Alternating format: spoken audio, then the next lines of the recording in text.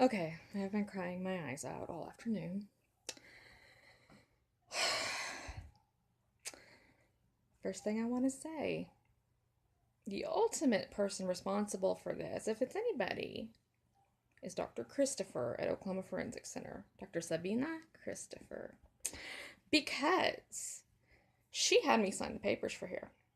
And she told me that if any other provisions were added to that conditional release plan, then I would have to be taken back into her office. Well, treatment team room down there. I've never been in her office. She's too chicken to have patients in her office. But I would have to be taken back in there and I would have to read through them and I would have to sign them. Sabina Christopher. So, there was nothing. I was never taken in, never talked to, never signed a damn thing. My signature's not on that piece of paper. So, didn't know when I came here, which is why I asked to go to Chickasha for Christmas so I could see my niece that I'd never seen and see my nephew that I'd seen several times. Because, you're supposed to trust these jackasses with your life because technically they have your life in their hands. You're supposed to put your needs and what's beneficial for you first. When I saw that on the on-demand court records about the letter of no contact, emailed Tracie, and it's on here, the copy of it. A lot of typos, but because I did it on my tablet, and I just got my tablet, and I was learning how to type on the silly thing, said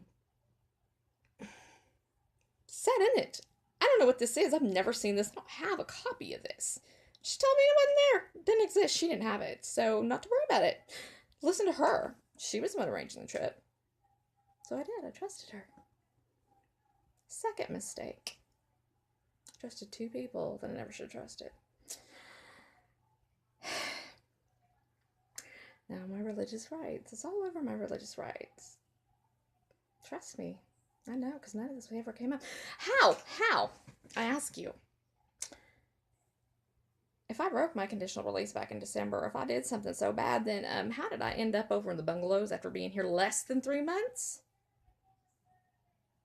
I am the most honest person. I returned a package with $60 and a bunch of really nice stuff in it on Friday. Because Meadowbrook gave the package to the wrong person. They gave it to me. It was for another Rebecca. But I am an honest person. I'm a good person. There's no way in hell I'm going to take something to somebody else's. I'm not going to steal. I'm not going to hurt anybody. And that's just proof of it. I took her right back into him and she turned pale white when she realized her mistake. And told me, oh my God, thank you for being so honest. So my honesty gets me this punishment. Me being helpful, me being a kind, nice person, a pushover, apparently, is getting me this kind of a punishment? I don't see how that's right. Forget fair. Screw fair. Life's not fair. But there's right and there's wrong. And there's legal and there's illegal. And there's so much of this past 5 months that is so illegal and wrong. And so far from right that there ain't no even shadow of a doubt at all. When I was doing research for my father's side of the family, for the genealogy, there was a little mention of Mary Queen of Scots, or Scottish. If I'm descended from her, I guess I go to the guillotine with a smile on my face, knowing that I did nothing. Knowing that it was a person who has a doctorate's degree in psychology who ultimately made this mistake. And that it was an administrator at a residential care facility that wanted to refuse my religious rights. And when I said something about it, she pulls the rug out from under me on a mistake that I didn't even make. That I asked her about specifically. Told her I had no idea about it. Please help me. Is this going to affect my visit? So if I go back to OFC, I'll go back smiling. I may end up bawling my eyes out when I see the people I love, but you think that's a punishment. No, the punishment is the fact that you've put a red mark on my record that I don't deserve. You've taken my life in your hands and you have jeopardized it. You've jeopardized my future. And for what? Because I don't see what I did wrong. All I did was demand that my right to my religion be honored as I honor yours. I would never tell somebody their religion was stupid or that they had to choose their religion or to eat. That's inhumane. And it's wrong. And it's not Christian.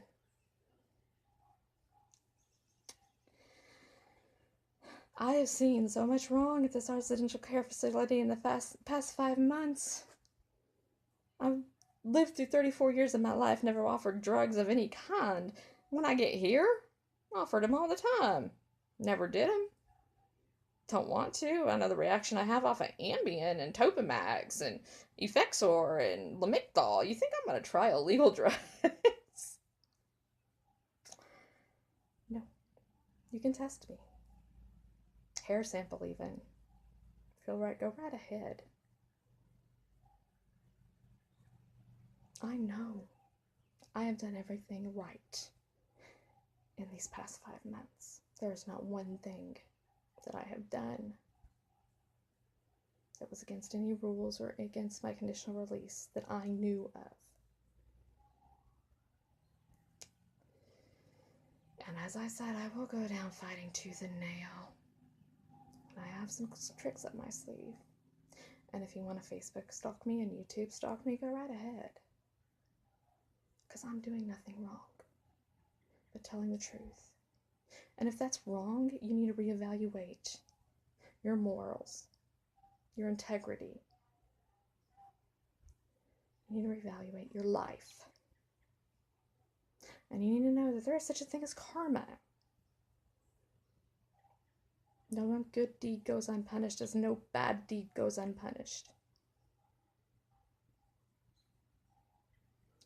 There will come a day. Believe me, I've seen it. There will come a day where you will answer for everything you've done. I guarantee you. I will party when that happens, so thank you for reminding this sarcastic heart not to soften for anybody and not to trust anybody. You're taking a person with really major trust issues who's worked on them, and you've thrown all of that work out the window. I will never trust again.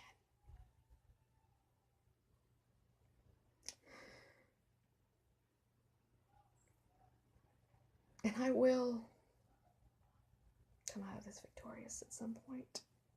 It's 5 years from now, oh well. Because I overcome. I'm strong. I may have tears.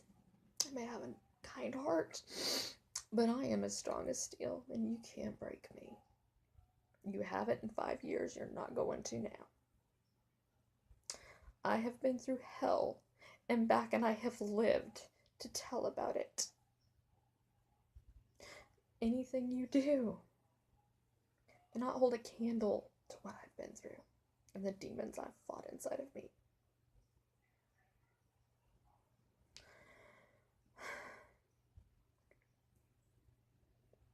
So, Facebook stalkers from OFC or Meadowbrook, there you go.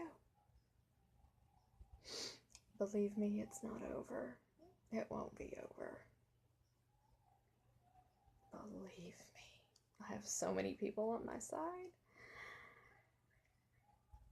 You will sit there and you will wish you hadn't even started it or crossed me. You can take that to the bank, as my grandpa would say. So, if this is the last time I have a YouTube video or a Facebook message or whatever, I'll go to my execution day with a smile. And at least I have family and friends at OFC that I can be around. And they are family, and you do not get to define me who is or is not family. That's my decision. Blood does not equate family. Love does.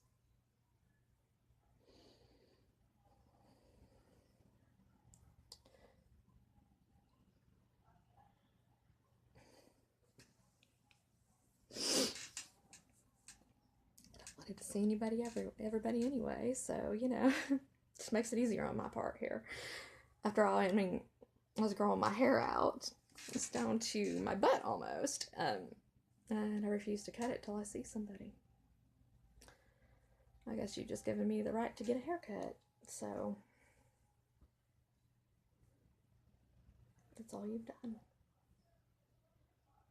You haven't hurt me. You can't hurt me.